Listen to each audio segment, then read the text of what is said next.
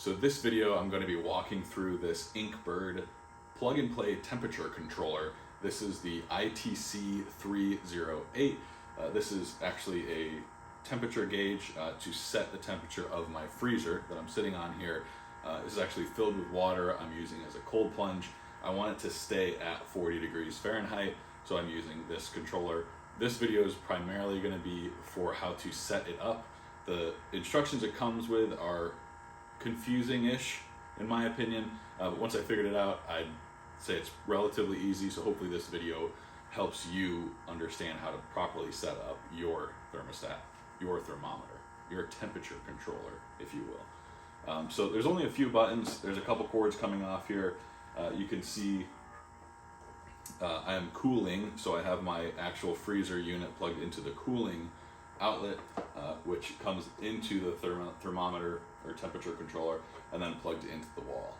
So I'm going to unplug this from the wall so I reset it, everything, all the settings, and everything makes sense as if you're coming right out of the box. So I got mine on Amazon and it was around $35, I think. So I'm going to unplug this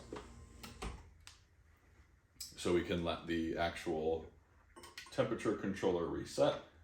I'm going to plug it back in, and okay, it remembered my settings, so that's convenient for me, not convenient for you, so I'm just going to walk through here. The first thing I had to change was Celsius to Fahrenheit. I live in Ohio in the US, and I want it to be in Fahrenheit because those are numbers I understand. The default is Celsius though, so there's a couple things on the actual controller. There's PV, and all of these descriptions are on the back of the instruction manual. This is page 3.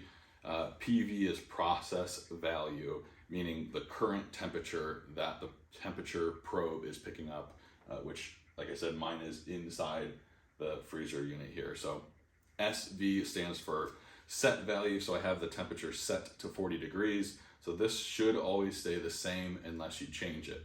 This number should be fluctuating down to it. So it's at 43.1 degrees, trying to cool down to 40 degrees Fahrenheit.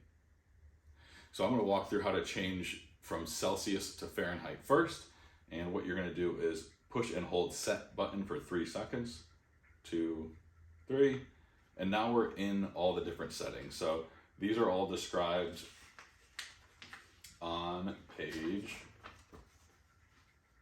5, and there's a setup flowchart on page 4, temperature set value, and after 5 seconds it goes away. So I'm going to just walk through this little tree with you guys.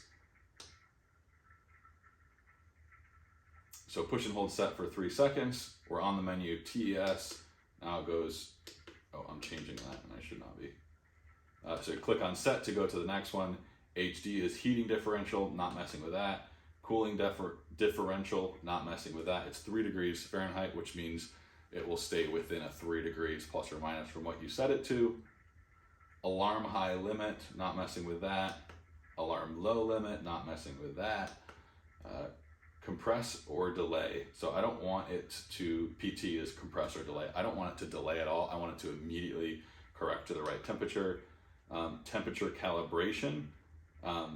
Similar setting there. I don't want to change that at all unless my other thermometer that I don't have in there is saying the temperature is different, but this should be calibrated right out of the box. CF, it's showing F, or I can arrow down to C, so Celsius. Fahrenheit, Celsius, you're clicking up or down. When you're on the one you want, you're going to push and hold set for 3 seconds, and it's set to Fahrenheit. So for some reason it just switched to 77 degrees as the set value. So this is perfect example. I can go back and I can change the set value. So to do that, I'm going to push and hold the set button for 3 seconds. 2, 3. Temperature set value. I'm going down arrow, and I want mine to be, let's say, 38 degrees. So I'm going all the way down 38 degrees. I'm going to push and hold set to lock that in. Now it's set to 38 degrees Fahrenheit. So it's currently at 43 degrees Fahrenheit on the PV, and it's set to cool down to 38 degrees on the SV or set value. So if we're properly plugged in to the cooling. The actual freezer unit should kick on here any second.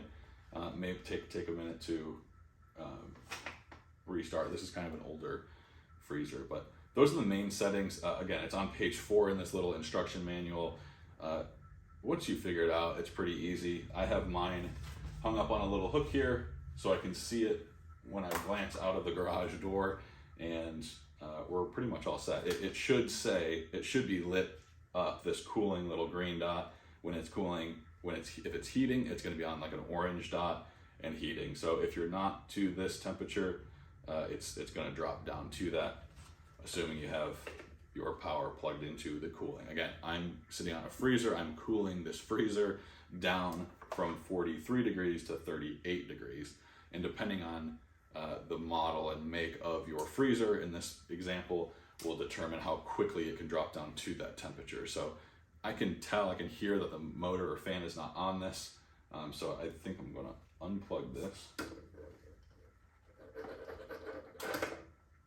and then replug it in. And it should kick on here, hopefully. But thank you so much for watching. Hopefully this helped you. Hopefully this saves you a couple minutes. It took me way too long to figure it out the first time. If you haven't already, please subscribe to my channel, and God bless.